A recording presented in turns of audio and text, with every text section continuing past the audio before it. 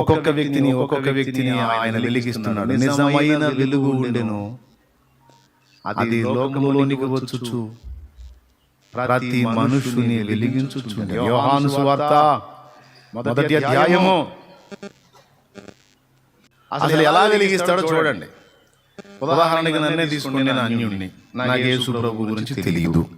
ఎవరన్నా చెప్పడానికి ప్రయత్నం చేసినా వినడానికి ఇష్టపడలేదు. పైగా యేసు ప్రభుకి వ్యతిరేకంగా కొంత ప్రచారం చేసిన దౌర్భాగ్యుని. చర్చికి వెళ్ళేటువంటి బిడ్డల్ని దూషించినాను. మా ప్లేస్ ఒకటి చర్చి పాస్టర్ ఒక ఆయన చర్చి కట్టడానికి అడిగితే ఆయన్ని తిట్టి పంపించాను. ఏదో నాకున్న యేసు ప్రభు సంబంధుల్ని నేను దూషించడం. అట్లాగా చిలకలూరుపేటలో ఏఎంజీ సంస్థ ఉంది. AMG India international, John David గారి సంస్థ. అప్పుడు నేను అన్యుణ్ణి, వాళ్ళని కూడా తిట్టాను నేను.